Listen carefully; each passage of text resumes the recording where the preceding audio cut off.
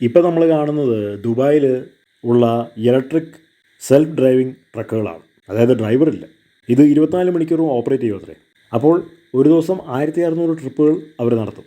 നമ്മുടെ നാടിൻ്റെ ഏറ്റവും വലിയൊരു ശാപമാണ് ചരക്ക് ഗതാഗതം. ഈ ലോറി നമ്മുടെ മെയിൻ റോഡിലൂടെ യാത്ര ചെയ്യുന്നതാണ് ഇവിടുത്തെ ഏറ്റവും വലിയ ശാപം. ഒരുപാട് ആക്സിഡൻസും ഒരുപാട് ട്രാഫിക്കും ഉണ്ടാകും. കാരണം ഈ ലോറിയാണ്. വലിയൊരു കണ്ടെയ്നർ ലോറി വന്നു കഴിഞ്ഞാൽ പിന്നെ ട്രാഫിക് ജാമായി, പിന്നെ അപ്പുറത്തും ഇപ്പുറത്തും പോകാൻ പറ്റാത്ത സാഹചര്യമായി. എന്നാൽ ഈ ഓട്ടോമാറ്റിക് ട്രക്കുകൾ പോലത്തെ ഒരു സംവിധാനം ഉണ്ടെങ്കിൽ ഈ ചരക്ക് ഗതാഗതം നമ്മുടെ ബോർഡറിൽ നിന്ന് കേരളത്തിലെ 14 ജില്ലകളിലേക്കും ഓട്ടോമാറ്റിക്കായിട്ട് എത്തിക്കോളും. നമ്മളതിൻ്റെ പുറകിൽ പോയി സമയം കളയേണ്ട ആവശ്യമില്ല. ഒരു പ്രത്യേക ട്രാക്ക് അതിന് വേണ്ടി വിട്ടുകൊടുത്താൽ മതി. പക്ഷേ നമ്മുടെ രാജ്യത്ത് അത് ഇംപ്ലിമെൻറ്റ് ചെയ്യണമെന്നുണ്ടെങ്കിൽ അതിന് പറ്റുന്ന സാഹചര്യം വേണം. വൃത്തിയായിട്ട് റോഡ് തന്നെ ഇവിടെ ഇല്ല. റോഡിൽ ഉള്ളതെല്ലാം ട്രാഫിക്കാണ്. മേൽപ്പാലങ്ങൾ വേണ്ടവണ്ണമില്ല, അടിപ്പാലങ്ങളും ഇല്ല. സർക്കാരിനാണെങ്കിൽ എപ്പോഴും സാമ്പത്തിക ബുദ്ധിമുട്ടാണ്, സാമ്പത്തിക ഞെരുക്കമാണ്. കേന്ദ്ര ഗവൺമെൻറ് ഒരു രീതി പറയും, സംസ്ഥാന ഗവൺമെൻറ് വേറൊരു രീതി പറയും. നമ്മുടെ നിലവിലുള്ള ഹൈവേസ് ഒന്നും പോരാ. ഇപ്പോൾ നമ്മുടെ പത്രത്തിൽ എടുത്ത് നോക്കിക്കഴിഞ്ഞാൽ ഇപ്പോഴും ഒരുപാട് ട്രാഫിക്കാണ്. എവിടെയും ട്രാഫിക്കാണ്. മേൽപ്പാലങ്ങളൊക്കെ പണിഞ്ഞിട്ടും ട്രാഫിക്കാണ്. ഒരുപാട് മേൽപ്പാലങ്ങൾ ഇനി പണിയണം, ചൈനയിലുള്ള പോലെ, ജപ്പാനിലുള്ള പോലെ.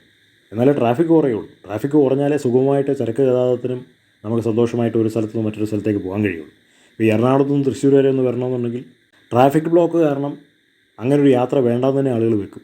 എറണാകുളം നഗരത്തിൽ മെട്രോ തന്നെ ഇത്രയും മാത്രം പ്രചാരത്തിൽ വരാൻ കാരണം ഈ ട്രാഫിക്കാണ്. അതാകുമ്പോൾ പിന്നെ മെട്രോയിൽ പോയാൽ മതിയല്ലോ. ഈ തൃശ്ശൂർ മുതൽ എറണാകുളം വരെ മെട്രോ വരാൻ പോകുന്നു എന്നാണ് കേൾക്കുന്നത്. അതായത് അടിപൊളി ഒരു ആശയമാണ്. അപ്പോൾ ഭൂരിപക്ഷം പേരും ഇനി വാഹനങ്ങൾ ഉപയോഗിക്കില്ല, ബസ് ഉപയോഗിക്കില്ല. അവർ മെട്രോയിലായിരിക്കും യാത്ര ചെയ്യുന്നത്. കാരണം എറണാകുളം വരെ എത്താവില്ല, AC യുമാണ്. അപ്പോൾ അങ്ങനെ ആയിരക്കണക്കിന് ആളുകൾ ഇനി അതായിരിക്കും ആശ്രയിക്കുക. അപ്പോൾ ഈ ട്രാഫിക് ജാം സൃഷ്ടിക്കുന്ന പ്രധാനപ്പെട്ട ഒരു വിഷയമാണ് ട്രക്കുകൾ. അത് നമ്മുടെ റോഡിലൂടെയാണ് ഈ ട്രക്കുകളെല്ലാം പോയിക്കൊണ്ടിരിക്കുന്നത്.